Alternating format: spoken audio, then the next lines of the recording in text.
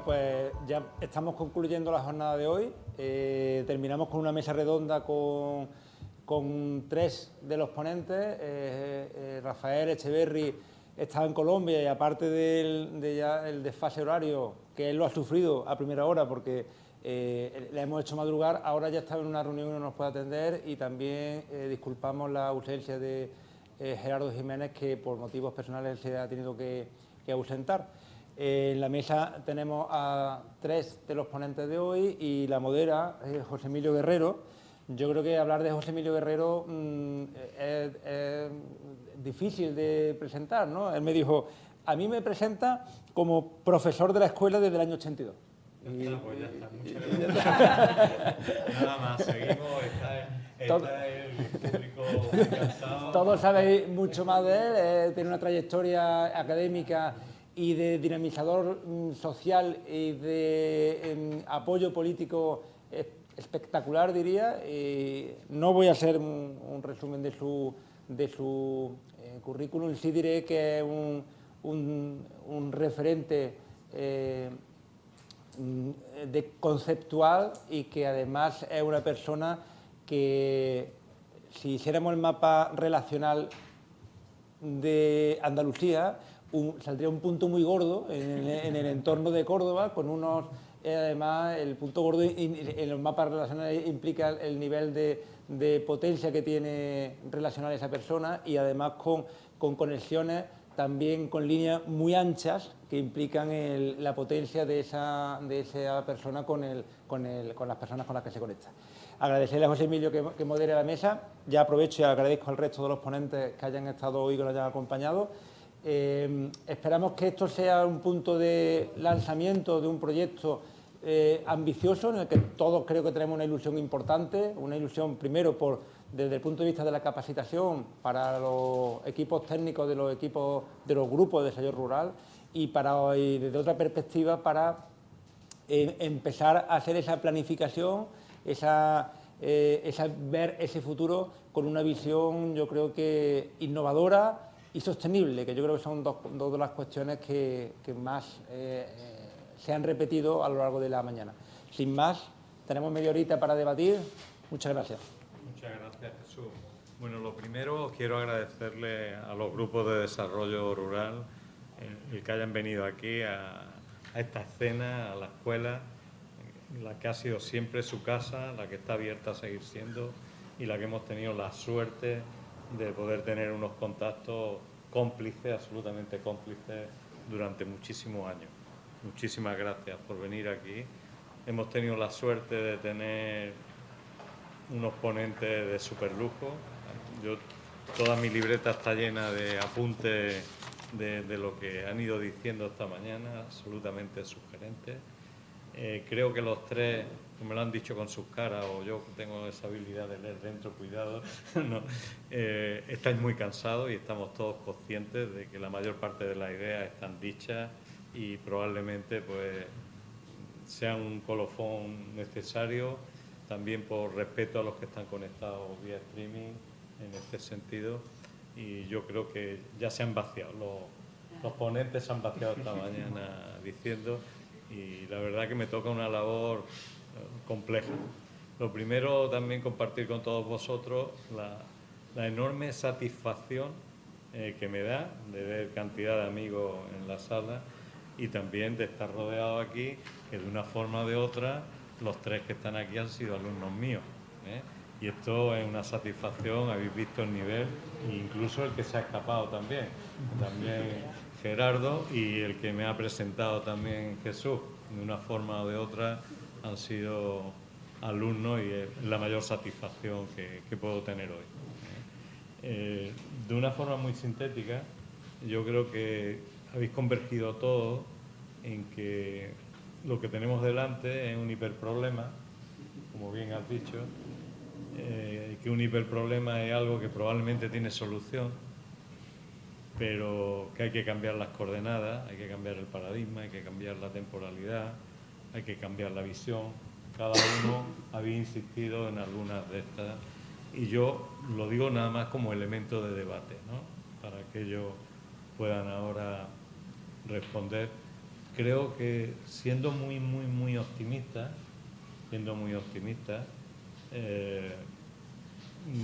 creo que podemos aspirar como mucho a un pequeño cambio de tendencia.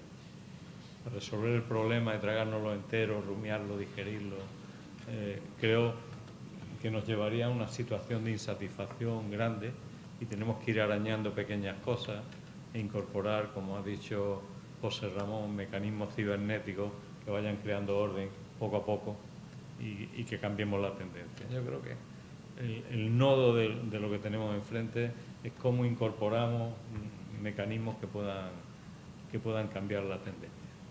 ¿Por qué? Porque construir territorios cohesionados, inteligentes, bellos, humanos, con dimensión humana en el sentido más amplio de la palabra, atractivo y todo eso, es complejo. Además, tenemos que hacerlo en un contexto de interacción rural-urbana, sin ninguna duda, y todo lo que no había estado.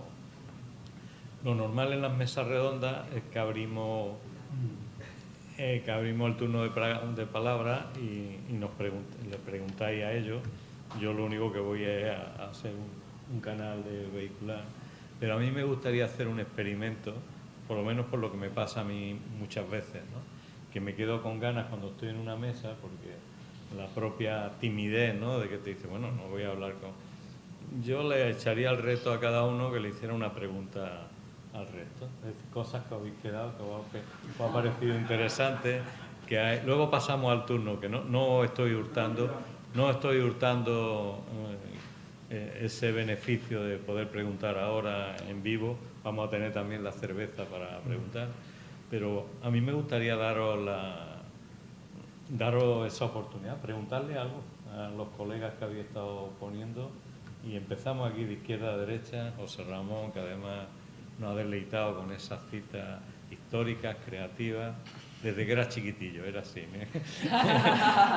Desde que era que lo conozco desde que iba con pantalones cortos prácticamente. He tenido la suerte de convivir y de hacer muchísimas cosas. Pregúntale algo que te puedan responder rápidamente. Bien. Y pues, tanto a... A ver, a Pedro, la reflexión que ha comentado Gerardo al final, que es buena, ¿no? ¿Cómo hacer la transición de que el friki sea el que tiene la tecnología a que el friki sea el que no la tenga, ¿no? ¿Cómo hacer esa transición? Adelante. Pues venga, así de rápido. Sí, la verdad que es complicado, porque una de las grandes barreras que realmente tiene la digitalización es que los agricultores quieran adoptarla, es decir, y para eso hay que convencerlos de que realmente incorporándola pues pueden resolver grandes problemas que pueden tener. Uno de los obstáculos que siempre identifican es la dificultad de acceso a las tecnologías por el desembolso que tienen que realizar. Tampoco le encuentran tanto beneficio a la incorporación de esa tecnología. Entonces hay que trabajar mucho en ese sentido, en demostraciones que realmente vean que la tecnología se puede adaptar a las necesidades de cada uno de ellos, independientemente del tipo de finca, de explotación que realmente tengan, y que les pueda ayudar a realizar una mejor gestión de su explotación, y que hay muchas fórmulas para poder acceder también a esa tecnología. Es verdad que la economía colaborativa tiene que aparecer ahí en ese sentido, que no todos pueden tener acceso a todas las herramientas de forma individual para resolver los problemas que tienen, pero que a lo mejor en las cooperativas, en conjunto, pues sí que es verdad que tienen mejor acceso, porque bueno, pueden hacer ese desembolso que luego les sea rentable. Y bueno, el otro día estábamos José Emilio y yo en un tribunal de un alumno que ha realizado el máster de transformación digital, y una de las preguntas creo que iba también en ese sentido, que le hacíamos. Él está trabajando para una cooperativa y él además está gestionando la finca de su abuelo, y yo le preguntaba que su abuelo cómo veía toda esta innovación tecnológica que estaba proponiendo para la finca, y decía que a su abuelo ni se lo comentaba prácticamente, que hasta que no implementara la tecnología y viera realmente los resultados que tenía, que no se lo decía. Entonces, bueno, pues hace falta ese cambio actitudinal y bueno, pues habrá que hacer un esfuerzo en ese sentido, en que la tecnología no esté alejada del usuario, en que puedan hacer uso de ella y que realmente vean el valor que tiene y lo que les podría facilitar la vida, y que la tecnología no tiene que ser las tecnologías más complejas del mundo, que simplemente una app les puede ayudar en mucho. Entonces, bueno, pues hay que hacer un trabajo en ese sentido desde las cooperativas, desde la administración, desde las universidades y en ese sentido hay en alianza también. Y desde los grupos de desarrollo rural, seguramente. Pues venga, a tu amiga. Y luego a Cecilia, a ver. Una vez le voy a hacer una pregunta en serio, somos mi amigo, que es que algo que me preocupa, ¿no?, del discurso de la toma de decisión, ¿no? Que el gran problema que veo yo es que debido a que no todos participamos del mismo modo en la toma de decisiones, hay un secuestro de la visión del territorio por parte de aquellos que participan. No es tampoco porque ellos se apoderen de una manera, digamos, se blinden, sino porque son los únicos que hay ahí, ¿no? Entonces, ¿cómo luchar para evitar ese sesgo, digamos, de secuestro de opinión que supone que la participación sea muy reducida? Bueno, pues como es tan amigo, me hace una pregunta muy claro, esta es la esencia, ¿no?, de lo que yo decía de la necesidad de, en este momento tan complejo, donde parece que los retos se acrecientan y se agudizan, asegurarnos que nuestro ecosistema de decisión incluye a todo el que tiene que incluir. Pues probablemente, aparte de los métodos clásicos de participación, de agregación de actores, de reunión, de pensamiento asambleario, etcétera, lo mismo hay que hacer las reuniones en un sitio diferente, lo mismo hay que hacerlo en el espacio público, lo mismo hay que hacer convocatorias de gente a la que nunca hemos convocado, lo mismo hay que preguntarle a alguna persona joven del territorio con capacidad de conexión con otros jóvenes dónde se reúnen ellos y qué les interesa, y empezar el proceso participativo en lugares diferentes. No es nada fácil. Yo quizá tiraría del pensamiento lateral, ¿no?, y de las posibilidades que nos da para encontrar vías desconocidas hasta este momento, itinerarios diferentes, ¿no? Pero sí es cierto que necesitamos que se iluminen esas nuevas narrativas, y a lo mejor todo pasa simplemente por empezar el proceso desde un lugar diferente, un lugar físico diferente o un lugar de discusión diferente. Y quizá ese punto de partida, lo hablaba con Jesús en algún momento, no tenga que ser ahora necesariamente un DAFO, un documento que se le ponga en las manos a los actores del territorio y ante el cual ellos se sientan un poco atados de manos porque tienen que circunscribirse a oportunidades. Quizá dejarle las manos libres y que surja como un brainstorming la discusión, ¿no?, abriendo espacios diferentes y con documentos de partida incluso inexistentes, ¿no?, y ver qué sale de ahí. Se me ocurre, pero bueno, es una pregunta muy bien, súper interesante. ¿Tú? ¿Se puede interactuar? Se puede interactuar, ahí. Se debe. Antes se me había escapado a Pedro, pero luego se la pregunto. Pero esta oportunidad no quiero que se me escape. Yo bajo un escalón más. ¿No creéis que el tema de la participación está absolutamente como una cuestión que realmente la gente está absolutamente cansada de que la participación no sea real, sino que simplemente sea algo para envolver las políticas, que quedan muy bien porque son participativas? Y yo cuando escucho políticas participativas ya sé que no son políticas participativas, nada más que por la definición. Entonces yo creo que tendríamos que bajar un escalón más, reflexionar qué pasa con la participación. En nuestro caso, la verdad es que cada vez nos cuesta más trabajo que la gente participe. Quizá porque la gente siente frustración, porque realmente todo aquello que le ofrecemos al final se queda en nada. Entonces yo creo que ahí tendríamos que darle una vuelta al asunto y por dónde lanzamos el enfoque. Y eso lo uno a otra reflexión. ¿Creéis que al hilo de esta participación los gobiernos están dispuestos a que... Porque hoy estamos aquí, hoy para nosotros es una isla. Es decir, nos salimos de un sistema burocrático absolutamente asfixiante, absolutamente demoledor para el método líder. Vamos, podríamos hacer un botón de muestra hoy mismo, pero no voy a abundar, luego ya en la cerveza lo comentaremos. Pero realmente para nosotros esto es una isla de donde hay pensamiento, donde hay conocimiento, donde se puede hablar, donde se puede, lo que a nosotros nos gusta. Luego nos encontramos cuando volvemos a la oficina con lo que hay. Entonces, ¿creéis realmente que los gobiernos están dispuestos a que esto se haga de esta manera? Es decir, a que nos esforcemos a planificar territorios inteligentes, a que demos participación, a que hagamos documentos. y que luego realmente al final, tú lo has dicho, el reglamento del FEADER nos coja y diga, bueno, todo está fantástico, pero aquí lo que prima es lo que prima, que es que no creemos ni en la sociedad, ni creemos en la gente, ni en las empresas, sino lo único que creemos es en la fiscalización del dinero. Ahí lo dejo. Venga, Cecilia. Bueno, has tocado el punto clave, ¿no?, de dónde está el reto en esta etapa y dónde ha estado antes, siempre la participación, ¿no? ¿Qué sucede? Que la participación, tomársela en serio y creérsela, supone tal cambio de cultura con cómo se entiende el poder en el territorio y en la sociedad en general, que yo creo que no vamos a ver los resultados a corto plazo. Pero como José Emilio utiliza mucho el término cambio de tendencia, el cambio de tendencia ya se ha producido. Entonces, aunque solo sea por alinearse con políticas que te van a dar recursos, ya van a tener que hacerse estrategias participativas, aunque solo sea por pragmatismo de obtener recursos. Que de ahí se pase al puro formalismo y a pintura, de chapa y pintura, a creerse de verdad la participación, yo creo que necesitamos más tiempo. Esto es muy reciente, de apenas unas décadas, es un cambio de cultura que es un cambio de entender el poder, y necesitamos una transformación tan bestia que requiere que pase un poco más de tiempo y que lleguen otras generaciones. Los ODS, por ejemplo, que es el espíritu impregnado de todos juntos y por grandes objetivos de bienestar social, bienestar del planeta, son súper ambiciosos, pero son además súper ambiciosos porque a lo que aspiran es algo tan sencillo como a cambiar el mundo y a cambiar las bases sobre las que hemos construido el mundo actual.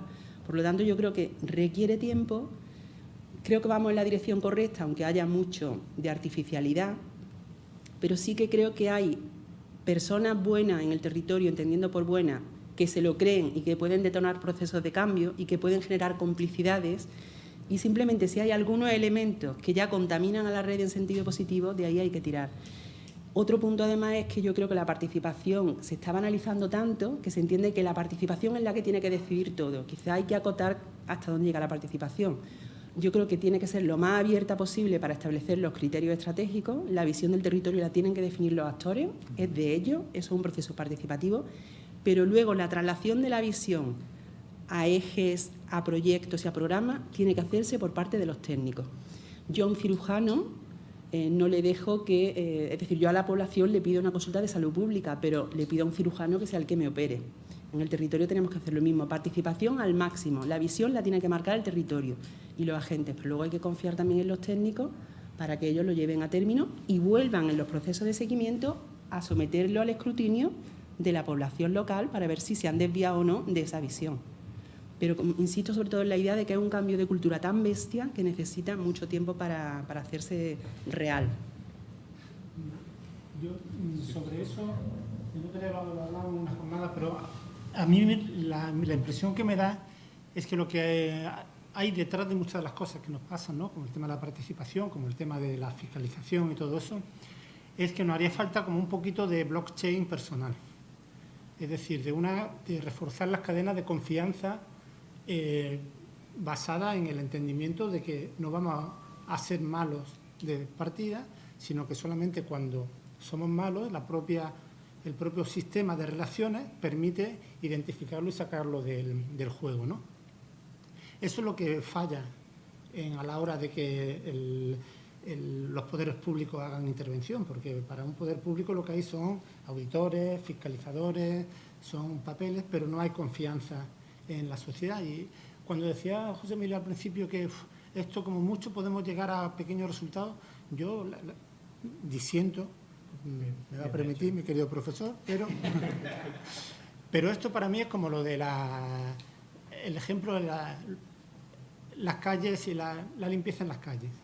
Cuando llega un momento crítico en el que se pasa de una ciudad sucia a una ciudad limpia, cuando nos da vergüenza tirar un papelito, porque hay un entorno alrededor que ella considera que tirar un papelito no es correcto. Pero traspasar ese umbral requiere tiempo, requiere energía, pero en el momento en que se pasa es difícilmente revertible, ¿no? Entonces yo por eso pienso que tiene mucho que ver más con el fortalecimiento del capital social, el capital relacional y con esto que yo llamo blockchain de confianza personales, que con un fortalecimiento institucional o así que va por otro sitio, ¿no? La madurez tiene que venir por otro lado.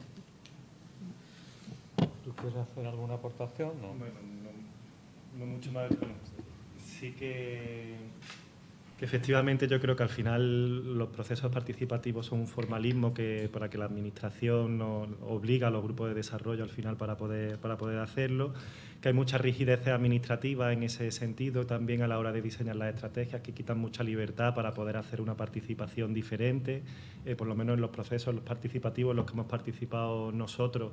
Íbamos con muchas ideas y nos cortaban las alas a la hora de poder realizar determinados procesos porque la administración decía que no, que era sota, caballo y rey lo que había que hacer, pero indiscutiblemente se tiene que contar con la población, con la función que tiene, con la que ha dicho Cecilia, porque son ellos los que tienen que elegir cuáles son las prioridades y hacia dónde debe de ir el territorio. Y luego además tiene la función, porque al final hay que hacer rendición de cuentas y es la población la que tiene que decidir si queda reflejado su objetivo en la política y por lo tanto que esa política es pertinente para resolver los problemas que han identificado ellos y al final estará legitimada por ellos en la medida en la que recoja esa opinión. Y por lo tanto será democrática también cuando se cuente con toda la población para el diseño de la estrategia. Entonces, estos son criterios de valoración y de evaluación de política que tienen su sentido si al final se hace bien ese proceso participativo y realmente funciona. Pero es verdad que en otros casos directamente se saben ya cuáles son los proyectos que se quieren financiar y lo que se hace es orientar la idea que han dicho la población para justificar que finalmente vamos a tener ese proyecto, ¿no? Entonces, bueno, pues hace falta ese cambio total de tendencia para entenderlo de otra forma. Muy bien. Bueno, hay una palabra pedida allí que lo que pretendíamos era eso. Me gustaría nada más hacer un comentario, porque José Ramón ha dicho que no coincidimos totalmente en esto y en muchas cosas en el espíritu. Yo cuando he hablado de que aspirar a un cambio de tendencia al conjunto de la solución, de la meta, de construir un territorio. Y hemos coincidido en que identificar factores de detonación es cambio de tendencia.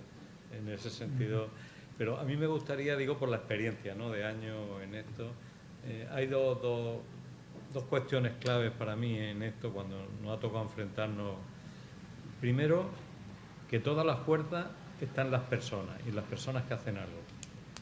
Claro, la universidad estamos muy mal acostumbrados, porque si el rector quiere que yo haga algo, o me convence o no lo hago. Pero esto de forma genérica es muy importante. La fuerza la tiene el que hace cosas y el que sabe hacer las cosas. Y las personas tienen un poder de escalamiento increíble a pesar de las normativas, a pesar de las restricciones. Hay muchas cosas de las intangibles que podemos hacer. Y al hilo de la segunda reflexión que quiero hacer en ese sentido, probablemente, aunque sea solo semántico, tenemos que cambiar la palabra de participación a compromiso. Y nosotros no ha ido muy bien. No digo que no hayamos tenido suerte. Cuando hemos estado en un grupo le hemos dicho, bueno, yo ya sé qué capacidades tienes, ¿vale? Ya lo has dicho, tal. ¿A qué te comprometes? ¿En 6 meses? ¿En un año? ¿Qué cosa? ¿Qué es lo que vas a hacer? Tú eres alcalde y te llevas muy bien con todos los alcaldes de tu entorno, eres capaz de reunirlos y de llegar a un acuerdo y a una alianza de no sé qué. Tú que eres técnico en no sé cuánto, tú eres capaz de... Entonces, a nosotros nos ha ido muy bien pasar de la palabra participación a la palabra compromiso. Y construimos cartas de compromiso, no de participación. Siempre decimos como invertir, que es lo que yo he interpretado que nos ha dicho Cecilia. Vamos a invertir la forma de ver, vamos a invertir la métrica. Es decir, primero, ¿qué ponemos en la olla común? Y luego, ¿qué necesitamos para que la olla común se caliente? Y ese es el ecosistema de acompañamiento. Y si no calienta la olla común la administración, pues nos iremos separando de ella poco a poco, como está ocurriendo una desafección, pero no por los funcionarios, sino porque es que hay una corriente con una inercia enorme, que es la que estaba diciendo José Ramón, ¿no? Entonces, bueno, nada más esas dos cuestiones. Que hay mucha fuerza en las personas, muchísima fuerza en las personas, y hay mucha fuerza porque cuando uno se compromete con algo, pone la escena para poder cumplir con ese compromiso.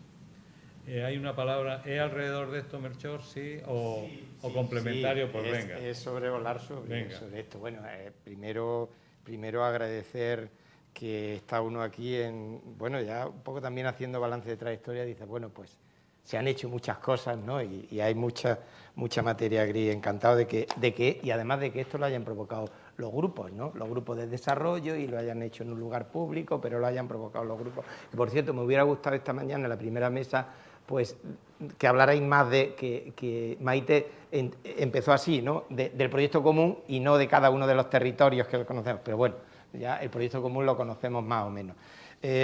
Yo quisiera hacer referencia a una frase que ha dicho Rafael, que no nos puede acompañar, ¿no? Pero quedarme quizás porque habría muchas cosas que comentar y bueno, hay cerveza después y no lo vamos a agotar en la cerveza. Seguramente va a quedar algunos matices en la cerveza para arreglar el mundo.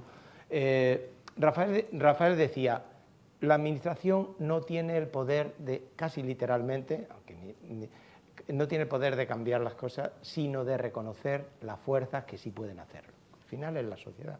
Bueno, esto está sobrevolando permanentemente. Yo que ya estoy más cercano al final de mi trayectoria, aunque fui alumno de José Emilio, bueno, alumno de proyecto, pero no de profesor, porque no estaba todavía.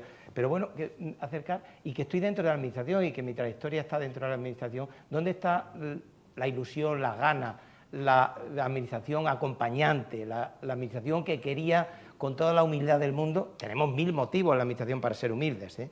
No utilizar el despotismo ilustrado, yo hablo de esta palabra dentro de la administración, asignándola a mí mismo a veces, ¿no? Sabemos tanto o creemos que sabemos tanto que... ¿Dónde está esa ilusión, esas ganas con las que se elaboraron la guía de desarrollo rural? ¿Dónde está eso de que nos veían los grupos como acompañantes, tal? El colmo fue ya el 2007 a 2013, porque ahí ya es que, claro, es que la administración...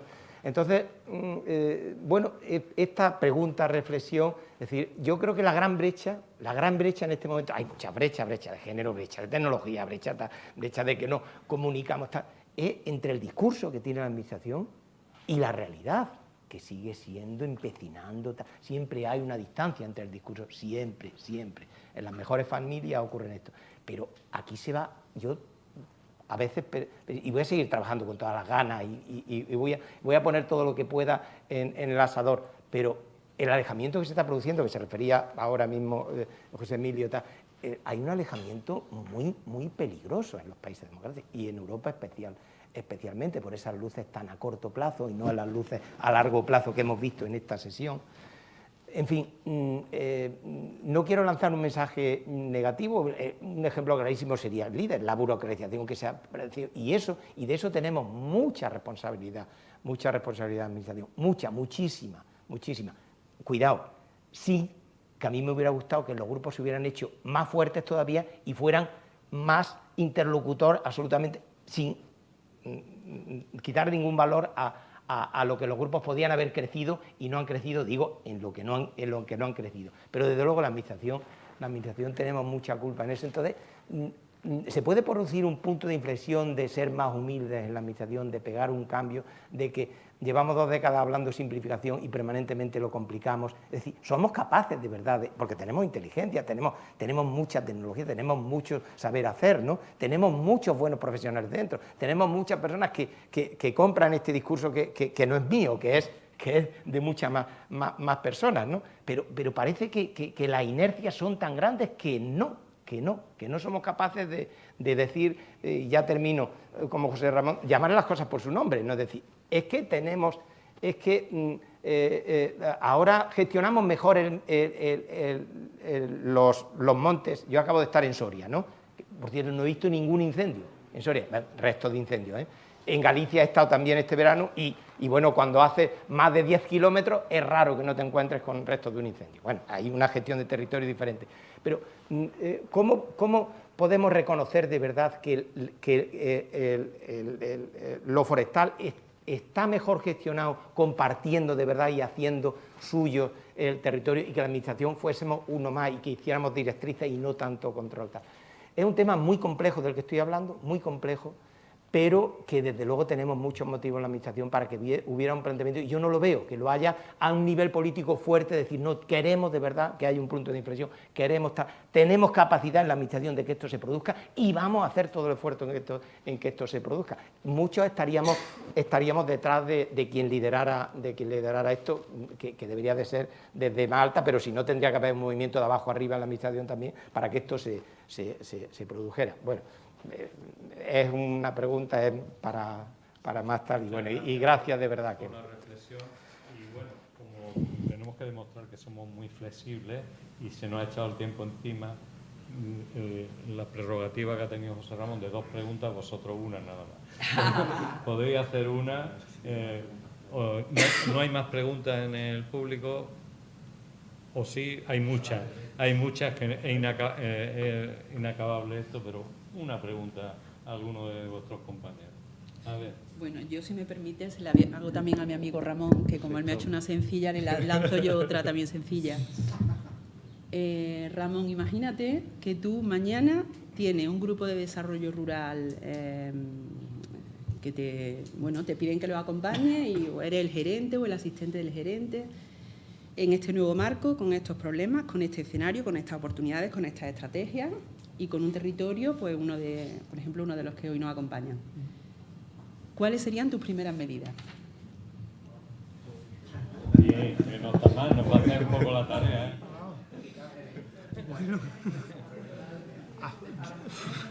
A ver, sí, claro, sí. El gerente no quería destituir, ¿eh? No, a ver, sí. Me ha puesto nerviosísimo. Sí. Bueno, pero más o menos, yo creo que uniendo también con lo que hemos dicho antes, veréis, de mi punto de vista, lo que nos falla, y mi exposición iba de eso, son palabras de José Emilio, nos falla el error de la métrica. ¿En qué sentido? Es que, claro, uno se sienta al lado y se te pega a todas las palabras de este hombre. Por Bluetooth. ¿En qué sentido digo un error de la métrica? En que, a ver, si por ejemplo, mi análisis diagnóstico, si en la administración estamos colapsados y hemos aumentado muchísimo la parte de control sobre la otra parte, es por la falta de confianza y es porque hemos hecho las normas pensando en el malo, ¿no?